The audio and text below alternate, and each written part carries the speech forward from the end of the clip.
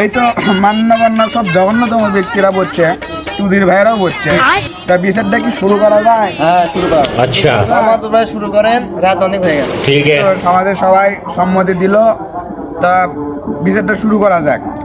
समझ गया। তা তো নাং কুটি বিচার যে শুরু করার মতো নাং হোক ডাক দে। পুরিবান ফষ্টি নষ্টি করছে, ওক ডাক দিত।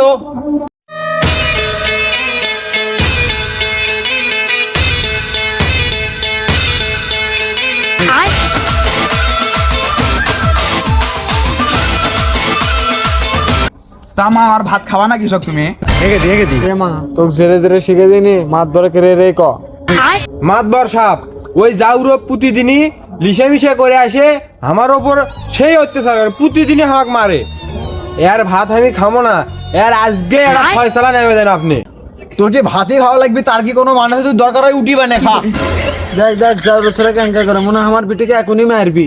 জাউরো এই শালা শয়তান ভান্ডামি সোদা, তো কথার মধ্যে কথা কোস, তো কথা কর সময় দেন না হে শালা শুয়োরে বাচ্চা শয়তান। কেন তো মাতবর সাহেব আপনার সামনে ক্যাঙ্গা ক্যাঙ্গা করে, বাড়ির যারো কি না কি করে আমার বিটি। মাতবর সাহেব আমি ওই জাউরোর ভাত খামো না, এর আজকে একটা ফয়সালা আপনি নেমে দেন। কামিনের যে 5 লাখ টাকা আছে এর দিবার কর, আমি ভাত খেলেমো না। ওরে আল্লাহ, কাম হইছে 5 লাখ টাকা আজকে একটা আনোয়ার ভাই কিনবো। মাদ্রাসা চাপ দিয়ে দেন। ভাবলে হয়নি তুই ভাগ দেখতো কেমনে আমার দুধের ছোলটাক মারলো। ভাল লাগে তাজা লাগে আছে, আমি বলে আবার দুধের সোল। ওর তো না চললাম, আমি বেরির ঘরতে বেরি লাগাই। কিরে নাজিম, ওরা কাবিনের 5 লাখ টাকা যাচ্ছে, এখন তুই কি করবে যাচ্ছ ক?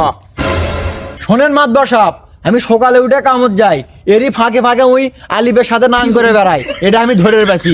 নাং শুনি সেই জন্য আমার ভাত খাবি নে, আমি কাবিনের 1 টাকাও দিতে পারবো না। মাতবর সাহেব আপনি কি ফয়সালা করে দেবেন করে দেন।